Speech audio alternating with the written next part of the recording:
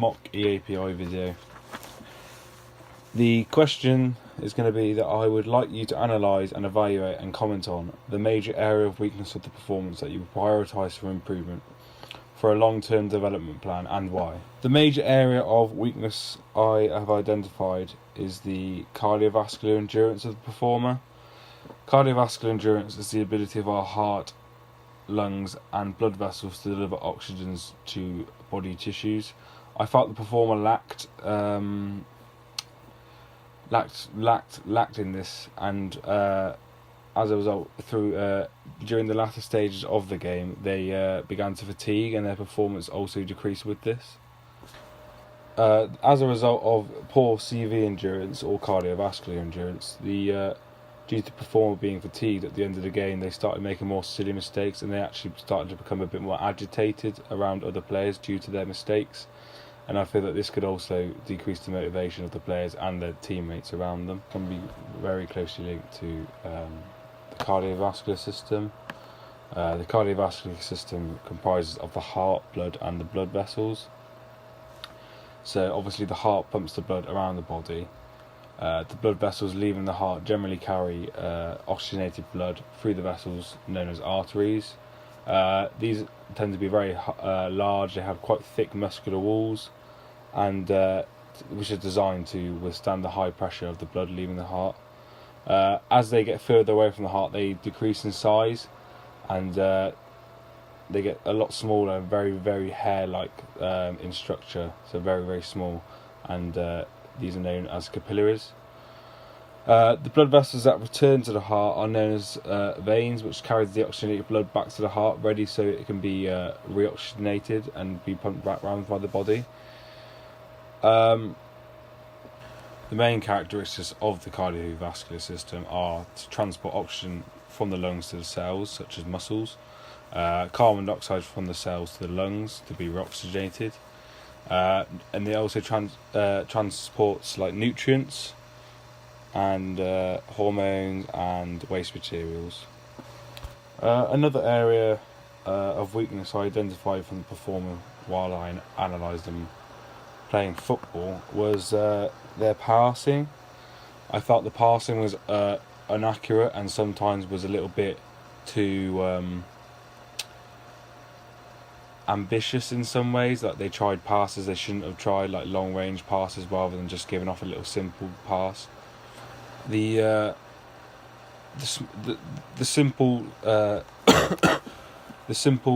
more short passes seemed to work, but when they were trying a lot longer passes, they tend to lack accuracy, and sometimes the power was a little bit too weak in order to actually reach the opponent, and ultimately this gave the opposite team possession of the ball, and it resulted in them scoring a goal from the lack of accuracy in the pass.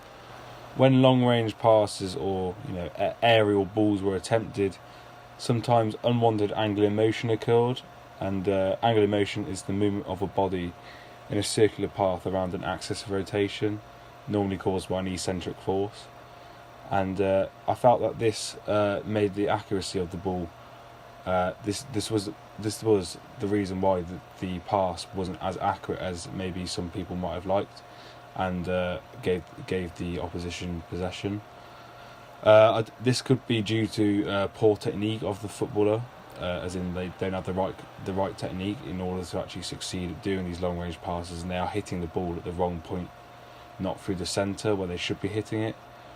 As I said just before, sometimes the passes lacked a bit of power, and I feel that this might be due to the muscles used when actually making a pass, and maybe not being as strong as possible, along with poor technique. So, for instance, when you're passing the ball, you use your rectus femoris and your biceps femoris mainly to flex and extend the knee, which is a hinge joint. Due to the lack of strength from the muscles which cause the knee to flex and extend, I feel that this is the reason why the passes wouldn't always get to the player, because they didn't have enough power on the pass. and therefore gave the opposition possession. Another weakness I've identified is the diagonal runs. So, darting in behind defences or, running into space.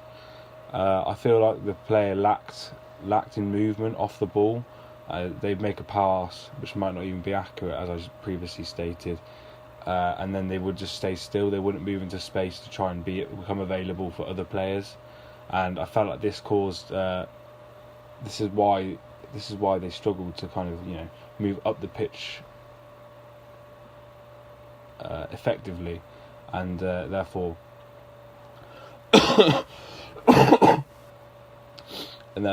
caused them to lose the game.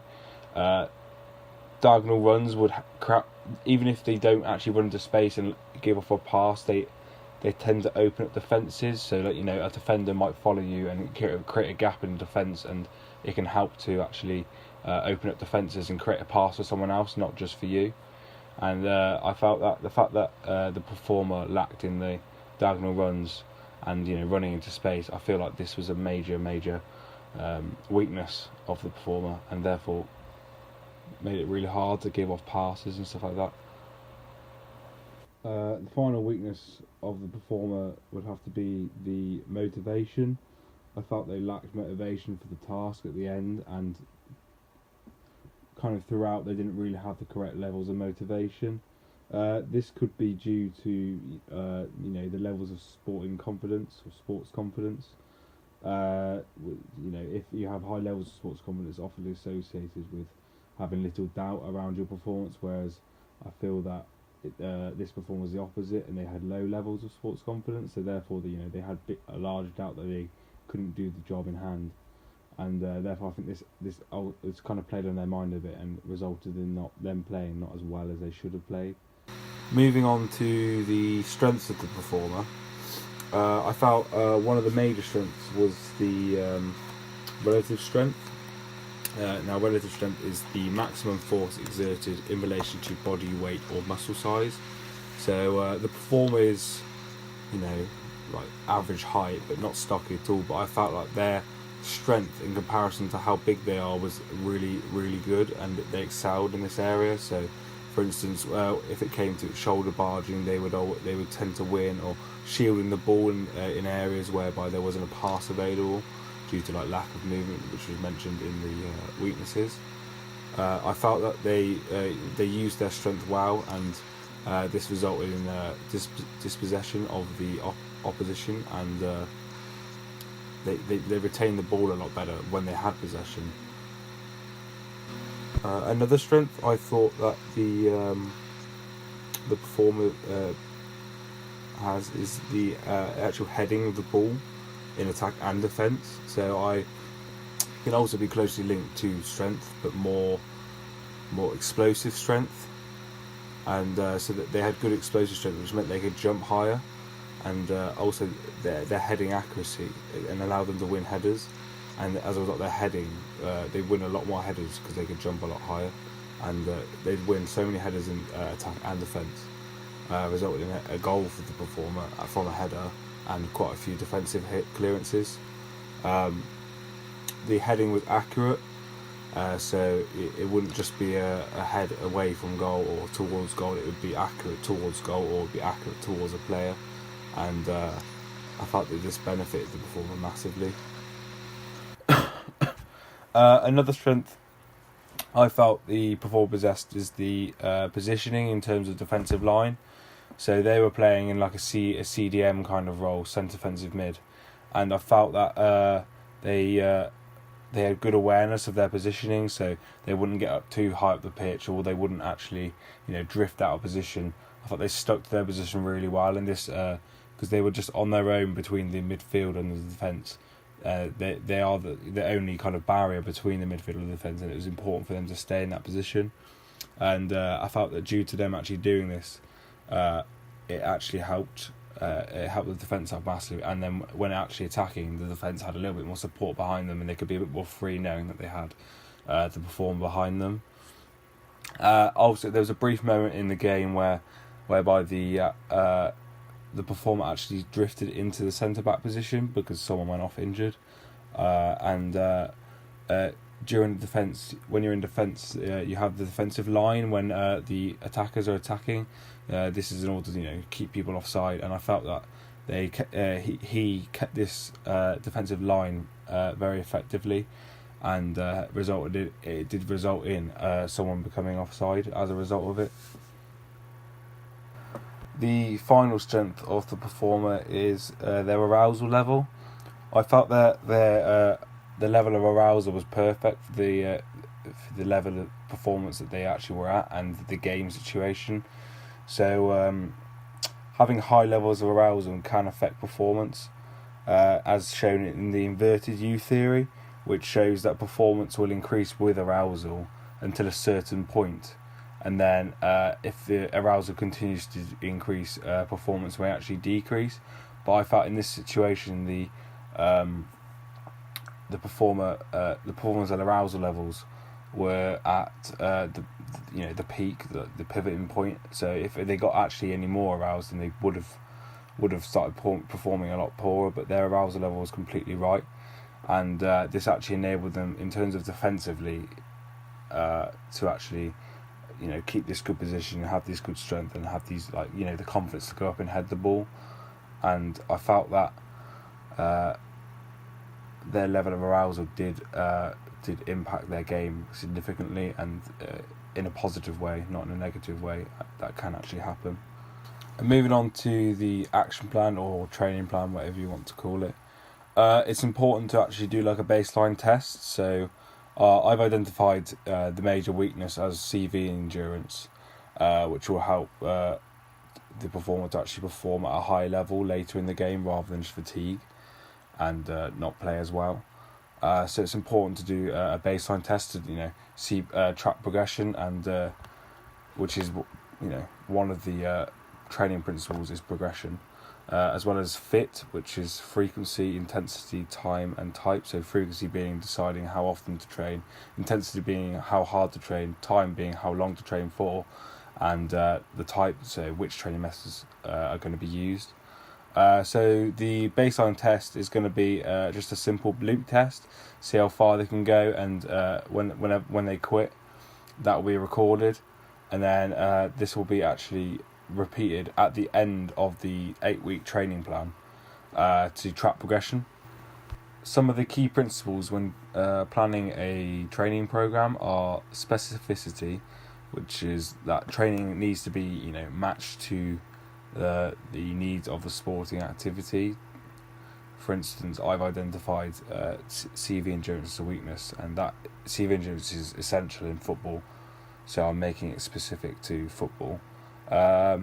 Another principle is overload. So obviously, for instance, fitness can only be improved by training more than you normally would, so pushing yourself and actually working hard. Another principle is progression. So there's no point staying at the same levels. You need to increase levels of exercise and keep overloading. And another key principle is reversibility.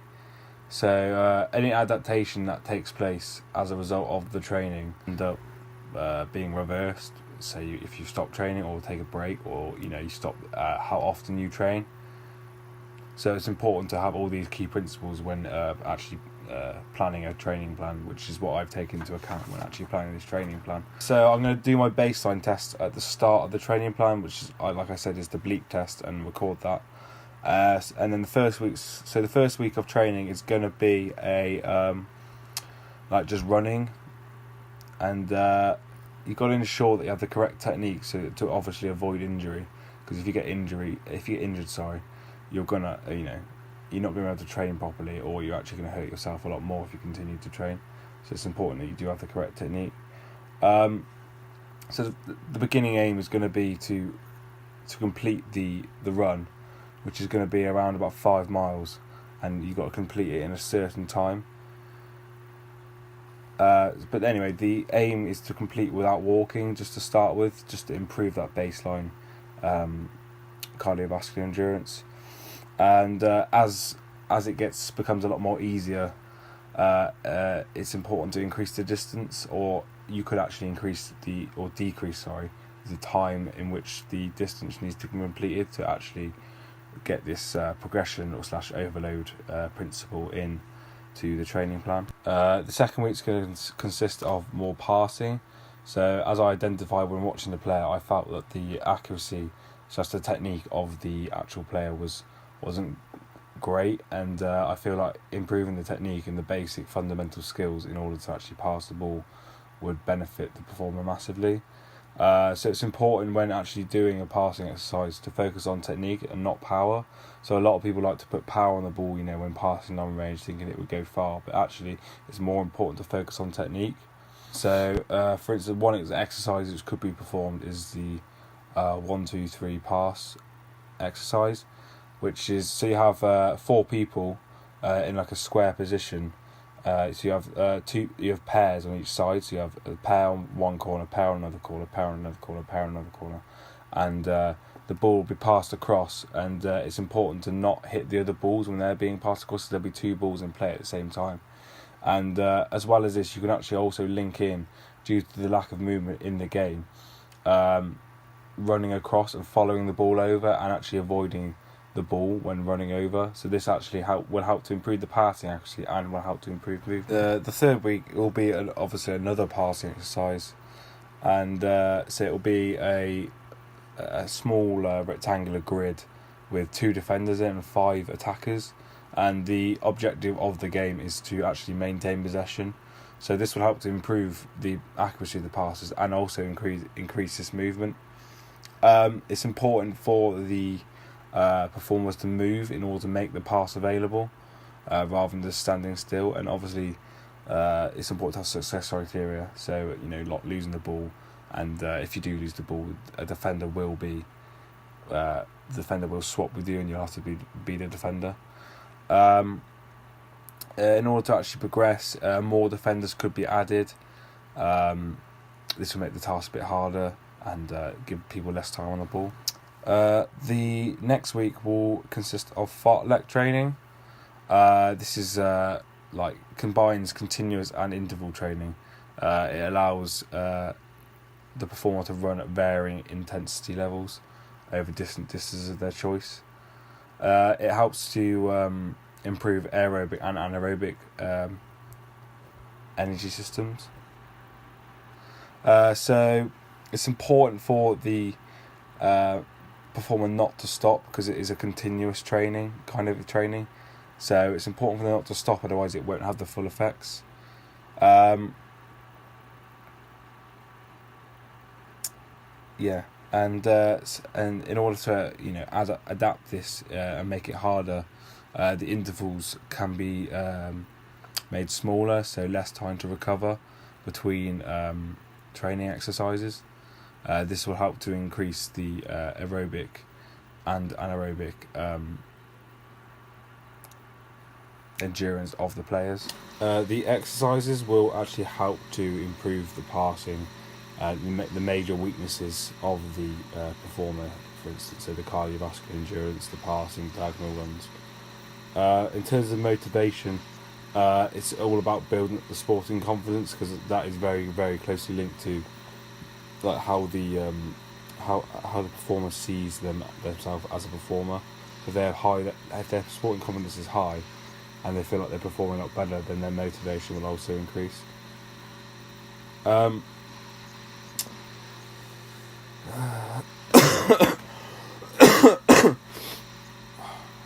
At the end of the 8 weeks training program, the bleep test, which was used to track the progression throughout the training program, should be performed again to track the progression, and hopefully the player should actually score a higher score on the bleep test, showing this progression.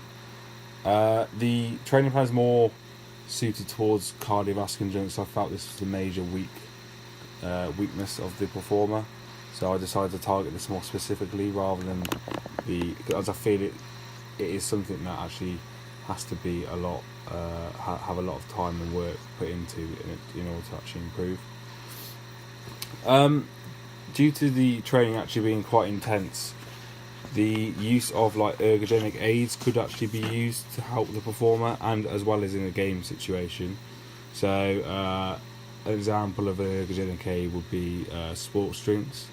They have like electrolytes, which contain and also have like essential minerals, and they hydrate and maintain the acid base required for normal cellular activities.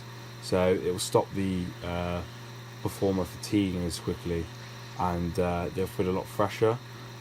Bicarbonate could also be used. This acts as like a buffer to lactic acid. So bicarbonate is alkaline, and lactic acid is obviously acid. So this actually neutralises the lactic acid. So it means that training won't be as painful. So you get the lactic acid build-up from the the ATP resynthesis.